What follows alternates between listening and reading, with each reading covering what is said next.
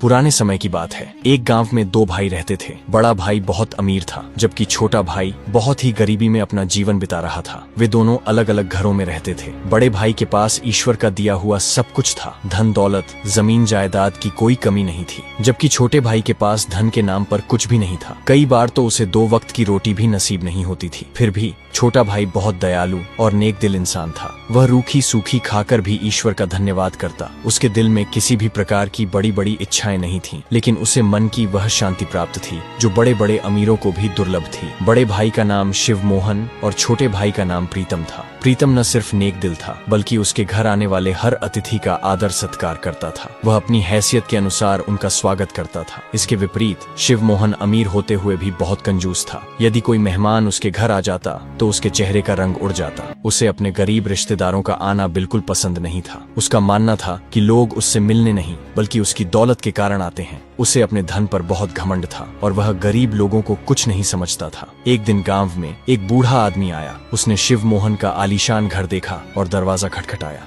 दरवाजे की आवाज सुनकर शिव मोहन बाहर आया। बूढ़े आदमी ने कहा, बेटा, क्या एक दिन के लिए तुम मुझे अपने घर में आसरा दे सकते हो? मैं बहुत थका हुआ हूँ और बहुत भूखा भी। शिव मोहन ने उसकी बात सुनकर तिरस्कार से कहा, अरे बाबा, क्या तुम्हें ये कोई धर्मशाला लगती है? मेरे घर में तुम जैसे भिखमंगों के लिए कोई जगह नहीं है। अच्छा होगा कि सामने जो टूटा फूटा घर है वहाँ चले जाओ। वहाँ एक आदमी रहता है, प्रीतम नाम का। वह तुम्हें जरूर आसरा देगा। यह सुनकर बूढ़े आदमी को समझ में आ गया कि शिव मोहन कंजूस और घमंडी व्यक्ति हैं। वह चुपचाप वहाँ से चला गया और प्रीतम के घर के दरवाजे पर जाकर दस्तक दी। प्रीतम मुस्कुराते हुए बाहर आया और बोला, कहिए बाबा जी, कैसे आना हुआ? बूढ़े आदमी ने कहा, बेटा, मैं बहुत थका हुआ हूँ। इससे पहले कि वह आगे कुछ कह पाता, प्रीतम बोला, बाबा, पहले आप अंदर आइए, बाकी बातें हम अंदर बैठकर करेंगे। प्रीतम उसे घर के अंदर ले गया, बैठाया और सबसे पहले पानी पिलाया। पानी पीने के बाद बूढ़ा आदमी बोला, बेटा, मैं इस गांव में एक बहुत जरूरी काम से आया हूँ। मुझे बस रात बिताने के लिए एक आसरा चाहिए। सुबह होते ही मैं चला जाऊंगा। प्रीतम ने मुस्कुराते हुए कहा, बाबा जी, इसे आप अपना ही घर समझिए। आप जब तक चाहें यहाँ रह सकते हैं। ये सुनकर बूढ़ा आदमी बहुत प्रसन्न हुआ।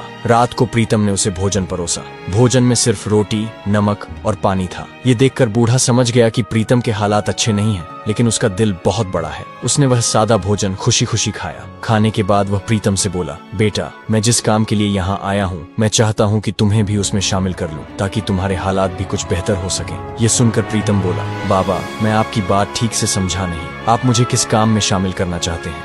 तब उस बूढ़े आदमी ने धीमी आवाज में कहा कि, बेटा, आज से 50 साल पहले मैं इसी गाँव में रहता था। उन दिनों मेरे पास धन दौलत की कोई कमी नहीं थी। मेरे पास बहुत सारे सोने के सिक्के और कीमती सामान था। मेरा एक भरा पूरा परिवार था, जिसमें मेरी पत्नी और 2 बच्चे थे। एक दिन जब मेरी पत्नी और बच्चे नाव में बैठकर दूसरे गांव जा रहे थे, तो नाव के पलट जाने से मेरी पत्नी और बच्चों की मौत हो गई। क्योंकि मैं उनके साथ नहीं था, इसलिए मैं बच गया। अपने पूरे परिवार के चले जाने के बाद मुझे अत्यंत दुख हुआ। मैं कई दिनों तक अपने घर से बाहर नहीं निकला। मैंने बाहर की दुनिया से नाता तोड़ लिया और यह निर्णय लिया कि अब मुझे अपना शेष जीवन ईश्वर की भक्ति में लगाना चाहिए। ये निश्चय करके मैंने तीर्थ यात्रा पर निकलने का विचार किया। मेरी तीर्थ यात्रा बहुत लंबी होने वाली थी, इसलिए मैंने अपनी सारी धन दौलत को किसी सुरक्षित स्थान पर छुपा देने का निश्चय किया। तब मैंने अपने सारे खजाने को एकत्र किया और पास के ही जंगल में एक गुप्त स्थान पर छुपा दिया। लेकिन एक सोने की ईंट मैंने अपने पास ही रख ली, ताकि उसे बेचकर कुछ धन प्राप्त कर सकूं और अपनी यात्रा प्रारंभ कर सकूं। मैं अपनी यात्रा पर निकल पड़ा।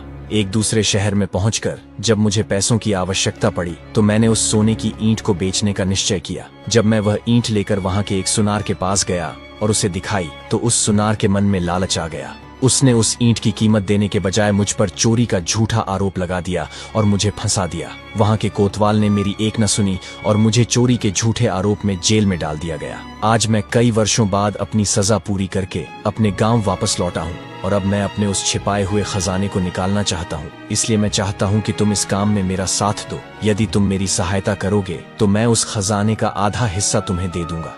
प्रीतम यह सब सुनकर बहुत प्रसन्न हुआ और बूढ़े बाबा की सहायता करने को तैयार हो गया।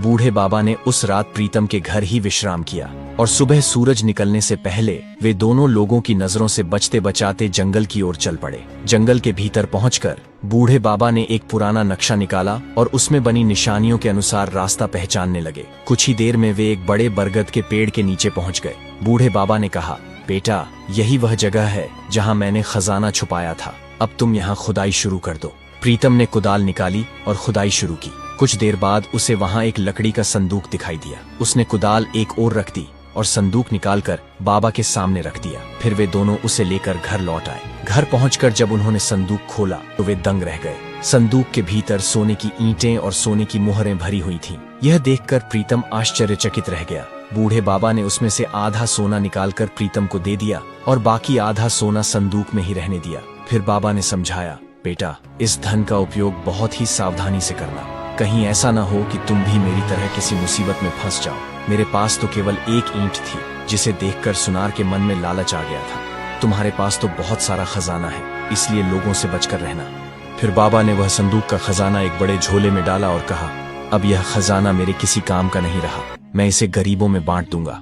इसके अलावा जंगल में एक जगह और भी है जहां पर मेरा बाकी का खजाना रखा हुआ है। ये बात प्रीतम की पत्नी भी छिपकर सुन रही थी।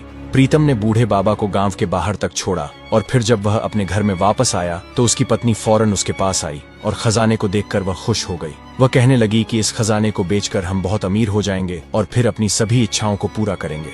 इसके बाद प्रीतम ने थोड़ा थोड़ा करके उस खजाने को बेचना शुरू कर दिया। देखते ही देखते प्रीतम के हालात अब बदलने लगे थे। उसने सबसे पहले अपनी पुरानी झोपड़ी की जगह एक बड़ा आलीशान मकान बनवाया। अब उसके घर में सुख सुविधा के सभी सामान मौजूद थे, लेकिन इतना अमीर हो जाने के बावजूद भी उसके मन में बिल्कुल भी घमंड नहीं आया था।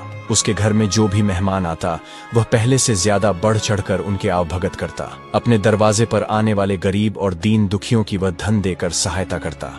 अब तो गांव के लोग उसकी पहले से भी ज्यादा इज्जत करने लगे थे। अमीर होने की खबर जब उसके बड़े भाई शिव मोहन को मिली तो वह अपनी पत्नी को साथ लेकर छोटे भाई प्रीतम के घर पहुंच गया और बड़ी हैरानी से उसका आलीशान मकान देखने लगा। उसने फिर प्रीतम से बोला, छोटे भाई, तुम इतना अमीर कैसे हो गए? लेकिन प्रीतम ने भी इस बारे में उसे कुछ नहीं बताया और बस इतना ही कहा कि ये सब तो भगवान की कृपा है। प्रीतम और शिव मोहन की पत्नियां एक दूसरे से बहुत ही जलती थीं और फिर शिव मोहन की पत्नी प्रीतम की पत्नी से जलकर कहने लगी कि तुम लोग जितना भी अमीर हो जाओ लेकिन हमारी बराबरी कभी नहीं कर पाओगे। यह सुनकर प्रीतम की पत्नी को गुस्सा आ गया और उसके मुंह से यह बात निकल गई कि हमारे पास तो और भी खजाना है जिसे जंगल से निकालकर हम तुमसे भी ज्यादा अमीर हो जाएंगे। शिव मोहन की पत्नी, जो कि बहुत ही धूर्त महिला थी, उसे यह बात दिमाग में घर कर गई। अपना जवाब न मिलने पर शिव मोहन अपनी पत्नी के साथ वहां से चल दिया। घर पर पहुंचते ही शिव मोहन की पत्नी अपने पति शिव मोहन से कहने लगी कि तुम्हारा भाई जंगल से कोई खजाना निकाल कर लाया है जिससे वह इतना अमीर हुआ है। उसकी पत्नी मुझे बता रही थी कि जंगल में अभी और भी खजाना है जिसे निकालकर वह हमसे भी ज्यादा अमीर हो जाएंगे। मैं नहीं चाहती कि इस गांव में कोई हमसे भी ज्यादा अमीर हो। आप किसी भी तरीके से जंगल में दबे हुए उस खजाने को ढूंढने की कोशिश कीजिए ताकि मैं आपके भाई प्रीतम की पत्नी को मुंह तोड़ जवाब दे सकूं। शिव मोहन अपनी पत्नी की बात सुनकर हैरान रह गया और बोला, लेकिन जंगल से खजाना ढूंढना इतना आसान काम नहीं है। मुझे तो लगता है कि वह बूढ़े बाबा जिसे हमने घर से निकाला था, अवश्य उसी ने ही प्रीतम को उस खजाने के भेद के बारे में बताया होगा, क्योंकि वह बूढ़ा आदमी इससे पहले कभी भी हमारे गांव में नजर नहीं आया था और उसके यहाँ से जाने के बाद ही प्रीतम इतना धनवान हुआ है। असल बात तो ये थी कि शिव मोहन भी नहीं चाहता था कि उसका भाई उससे भी ज्यादा धनवान हो जाए और तब उसने खजाने की तलाश करने का फैसला किया, जबकि वह खजाना तो उसका था ही नहीं। अब शिव मोहन हर समय अपने भाई प्रीतम की निगरानी करने लगा। कुछ दिनों बाद वही बूढ़ा बाबा एक बार फिर से उस गांव में वापस आया तो शिव मोहन ने उसे गली से गुजरते हुए देख लिया। अब तो शिव मोहन उस बूढ़े आदमी की हर हरकत पर नजर रखने लगा। वह बूढ़ा आदमी सीधा प्रीतम के घर पर गया। जब उसने प्रीतम का इतना बड़ा घर देखा तो वह बहुत खुश हुआ। बूढ़े आदमी ने प्रीतम के दरवाजे पर दस्तक दी। प्रीतम जब बाहर आया तो बूढ़े बाबा को देखकर उसके चेहरे पर मुस्कान आ गई। प्रीतम ने बूढ़े बाबा को अंदर आने के लिए कहा, लेकिन बूढ़े बाबा ने कहा, मैं एक बहुत जरूरी काम से यहाँ आया हूँ, तुम कुछ देर के लिए मेरे साथ चलो, मुझे तुमसे एक बहुत जरूरी बात करनी है। प्रीतम और वह बूढ़ा आदमी दोनों जंगल की तरफ चलने लगे। शिव मोहन उनका पीछा कर रहा था। वह बूढ़ा आदमी प्रीतम से कहने लगा, बेटा, हो सकता है कि अब मैं कुछ दिनों तक इस गांव में ना आ सकूं, इसलिए मैं तुम्हें उस दूसरे खजाने का भेद बताकर जा रहा हूँ जो कि इसी जंगल में एक दूसरी जगह पर दबा हुआ है। मेरे जाने के बाद तुम वह खजाना निकाल लेना और अपने पास सुरक्षित रख लेना। समय आने पर मैं वह खजाना तुमसे ले लूंगा। फिर बूढ़े बाबा ने प्रीतम को जंगल में रखे खजाने वाली जगह दिखा दी। शिव मोहन, जो कि उनका पीछा कर रहा था, ये सब देख रहा था। उसने भी वह सारा रास्ता अपने दिमाग में अच्छे से याद कर लिया कि खजाना कहाँ दबा हुआ है और फिर खुशी खुशी अपने घर वापस आ गया। घर पहुंचकर उसने अपनी पत्नी से कहा कि मुझे खजाने का सारा भेद मालूम हो गया है, अब बहुत जल्दी मैं वह खजाना निकाल लूंगा। यह सुनकर शिव मोहन की पत्नी बहुत खुश हुई और बड़े घमंड से कहने लगी, अब इस गांव में हमसे ज्यादा अमीर कोई नहीं हो सकता। घमंडी होने के साथ साथ वह औरत बहुत मूर्ख भी थी। इसी घमंड में वह सीधे प्रीतम के घर की ओर निकली। घर पहुंचकर प्रीतम की पत्नी से कहने लगी, इस गांव में सबसे अमीर तो अब हम ही रहेंगे, क्योंकि मेरे पति को भी जंगल में एक खजाने की जगह मालूम हो गई है, जिसे निकालकर हम लोग एक बार फिर तुम लोगों से आगे निकल जाएंगे। इतना कहकर वह इतराती हुई अपने घर वापस चली गई। शाम के समय जब प्रीतम अपने घर लौटा तो उसकी पत्नी कहने लगी, तुम्हारे बड़े भाई की पत्नी आई थी और कह रही थी कि तुम्हारे भाई को भी जंगल में किसी खजाने की जगह के बारे में पता चल गया है और वह भी खजाना निकालकर हमसे ज्यादा अमीर हो जाएंगे। तब प्रीतम ने कहा, लेकिन उन्हें जंगल में खजाना होने के बारे में कैसे पता चला? तब प्रीतम की पत्नी को अपनी बेवकूफी पर बहुत शर्मिंदगी महसूस हुई और वह प्रीतम से कहने लगी, पिछली बार जब तुम्हारे भाई और भाभी हमारे घर आए थे तो तुम्हारी भाभी ने मुझे नीचा दिखाने की कोशिश की थी। तब मैंने गुस्से में आकर कह दिया था कि हमारे पास तो और भी खजाना है। ये सुनकर प्रीतम चिल्लाते हुए बोला, अरे बेवकूफ औरत, मैंने तुझे पहले ही समझाया था, आम खाओ पेड़ मत गिनो। मतलब तुम खजाने के बारे में किसी से कोई बात मत करना, फिर भी तुम अपने हरकतों से बाज नहीं आई। मुझे लगता है कि मेरे भाई ने मुझे उस बूढ़े बाबा के साथ जंगल जाते हुए देख लिया होगा। इससे पहले कि मेरा भाई उस खजाने को वहां से निकाल ले, मुझे आज रात ही वह खजाना वहां से निकालकर किसी सुरक्षित जगह पर पहुंचा देना होगा। अब तुम इस बात को किसी और से मत कहना। फिर प्रीतम उसी रात कुदाल लेकर जंगल में खजाना निकालने गया और थोड़ी देर में ही खुदाई करते हुए उसे वह खजाना नजर आ गया। फिर वह वहां से खजाना निकालकर उसे सुरक्षित अपने घर ले आया और बिल्कुल सुरक्षित घर के स्थान में छिपा दिया। अगली रात शिव मोहन उस जगह पर पहुंचा और खुदाई करने लगा, लेकिन जब उसने देखा कि वहां कोई खजाना नहीं है तो वह हैरान रह गया। वह सोचने लगा, मेरा छोटा भाई तो बड़ा चालाक निकला, शायद उसे पहले ही मेरी योजना का पता चल गया था और वह मुझसे पहले ही खजाना निकाल कर ले जा चुका है। दूसरी ओर उसी रात शिव मोहन की पत्नी घर पर अकेली रह गई थी, तो पीछे से मौका देखकर चोरों ने उसके घर पर धावा बोल दिया और उसके घर से सारा धन और कीमती सामान लेकर फरार हो गए। शिव मोहन जब अपने घर पर पहुंचा तो उसका चेहरा उतरा हुआ था। उसकी पत्नी भी बहुत परेशान नजर आ रही थी। एक दूसरे को परेशान देखकर दोनों के चेहरे का रंग उड़ गया। शिव मोहन अपनी पत्नी से पूछने लगा कि तुम्हें क्या हुआ, तुम्हारे चेहरे की हवाइयां क्यों उड़ी हुई हैं? तब उसकी पत्नी बोली, आपके जाने के बाद कुछ चोर घर में घुस आए और सब कुछ लूट कर फरार हो गए, इसलिए मैं परेशान हूँ। लेकिन आप बताइए, आप खाली हाथ क्यों लौटे? हमारा खजाना कहाँ है? ये सुनकर शिव मोहन ने सिर पकड़ लिया और बोला, खजाना वहाँ नहीं था, लगता है मेरे भाई ने पहले ही वहाँ से निकाल लिया। ज्यादा अमीर बनने के चक्कर में हम लोग बिल्कुल बर्बाद हो गए और ये सब तुम्हारे लालच की वजह से हुआ। तुम्हें उस धन को पाने की चाह थी जो हमारा था ही नहीं। देखो, हम तो अपने ही धन से हाथ धो बैठे। अगर तुम प्रीतम और उसकी पत्नी से ईर्ष्या न करती तो आज हमारी हालत ऐसी न होती। पत्नी ने जवाब दिया, जैसे आपने कुछ नहीं किया हो, आप भी तो उसी खजाने के पीछे थे, जब भी तो आप जंगल गए थे। अब दोनों लालची लोग एक दूसरे को दोष देने लगे। कुछ दिनों बाद जब वह बूढ़े बाबा दोबारा एक बार फिर से प्रीतम के पास वापस आया तो प्रीतम ने उन्हें पूरी घटना बताई और बचा हुआ खजाना उनके सामने रख दिया। बाबा मुस्कुराए और बोले, यह खजाना तुम्हारी ईमानदारी का इनाम है। मैं भला इस उम्र में इतनी दौलत का क्या करूंगा, यह अब तुम्हारा है। प्रीतम भावुक हो गया और बूढ़े बाबा से बोला, मेरा मन चाहता है कि आप अब कहीं न जाएं। मुझे आप में अपने पिता की छवि दिखाई देती है। क्या आप मुझे अपना बेटा मानकर मेरे साथ नहीं रह सकते? बाबा को प्रीतम की बात बहुत अच्छी लगी और वे वहीं प्रीतम के घर में साथ साथ रहने लगे।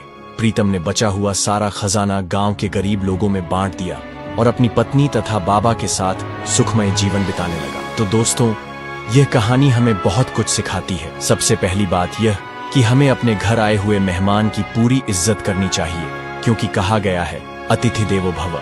दूसरी बात, दूसरों से ईर्ष्या करना विनाश का कारण बनता है। जलन और घमंड व्यक्ति को पतन की ओर ले जाते हैं। तीसरी बात, धन का अधिक लालच इंसान को कहीं का नहीं छोड़ता। लालची व्यक्ति अधिक धन पाने की लालसा में अपना ही नुकसान कर बैठता है। हमें आशा है कि आपको यह कहानी पसंद आई होगी।